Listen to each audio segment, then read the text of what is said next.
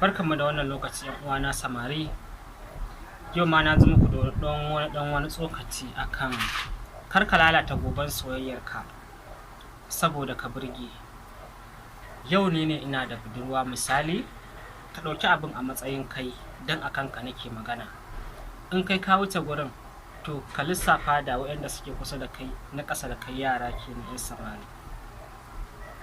Yau ne nake soyayya,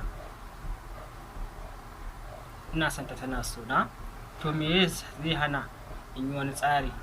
Ni na san misali ba ni da ƙarfi na kuɗi da zan dinga kashe miki don in burge ki, kuma ba tare da ina yin tanadi na gobe yaya za a yi na samu amincewar iyayenki domin na aure ki ba wannan ba. Kuɗin da za ka ajiye ka dinga tarawa haka kai ga aurenta shi nake nufi, ba maganar wai in ga yadda wa iyaye ba. Su iyaye dama wannan in ka zo da kuɗinka za a karɓa a ba ka auren yarinya. To menene a'a kai ka da amincewa da ka ɗauke ta ku je shagon shopping kaza ku sha menene yogurt, fura, a ci tsire, a ci shawarma da dai sauran irin waɗannan. Amma ka manta shekara kuma tana tafiya, lokaci ba jiran ka zai yi ba. Kai dai burinka ka burge ta, a je a dawo, aiwa ne yana so na yana min kaza. Kai kuma ka zama tandar kana ƙona kanka, kuma kana ba wa wani dama wanda bai bayyana ba, idan ya zo ya ture ka shi ya ɗauke ta. Menene wannan? Ba ka sa wa kanka adashin da za ka ɗauke ta ba.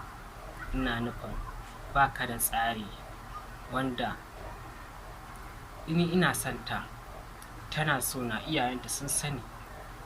Shekarar kuna yi, wani tanadi kake yi? Ka gane ɗan uwana? Kai kawai burinka ka burge ta, zo mu je mu ɗauki hoto, kai kuma to shikenan mu je abubuwan. Kana da kuɗi a aje sai ka ɗauko, ko kuma ka je ka aro, baka da su ka je ka aro, a je a yi a burge ta. Ai mun yi hoto jiya, an yi waye. Yarinya budurwa a yanzu ƙaramar waya wannan ta shafi ta goge, ƙarama mafi ƙanƙanta 30,000 ce. Ka siya wa yarinya ka ba ta yau sati ɗaya, ta je gidan biki, ai an fasa sikirin, a'a ƙannanta ne suna kallo suka sake ta waɗi, a'a cikin ruwa aka wullata, haka dai.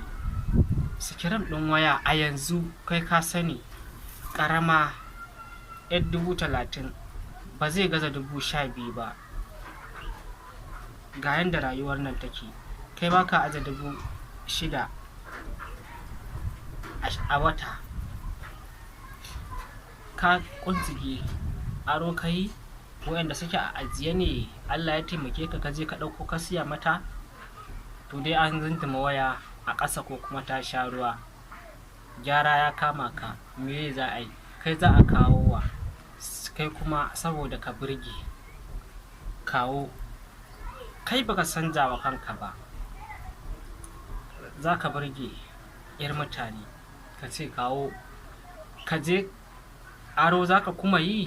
Allah masani ya za ka yi? Ka dai je ka gyaro wannan, ka zo ka kuma kawo mata. Kai ne duk yamma ƙarfe 8 zuwa 10 waya a kunnenka, kana dariya, ka dawo daga kasuwa, ka buga wa yarinyar mutane waya, ana cin katinka kawai saboda ka burge. No ɗan uwa, ka buɗe idonka. Soyayya ba a yi mata haka. In dai kana da buƙatar aure, in ka shiga san yanda za ka yi, dinga ajiye wani abu zuwa tsawon lokaci kaza. Kar ka ce za ka shiga ka dinga burge 'yan mata, wani yana zuwa zai ma ɗauka ɗaya, kai an ce ka fito ka fito, baƙin fitowa kai ba. Inda kana da shi za ka fito, to amma kana da shi din ka yi tanadin in an ce maka ka fito ka fito? Ba kai ba. Wancan ya zo an ce da shi ya fito dare ɗaya ya fito.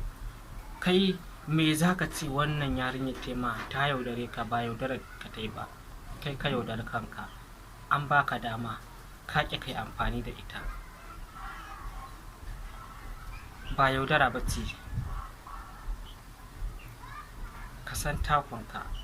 Sai an jima, ku ci gaba da kasancewa tare da ni a cikin wannan channel ɗin mai albarka. Ina tare da ku. Sai an jima ɗan uwana.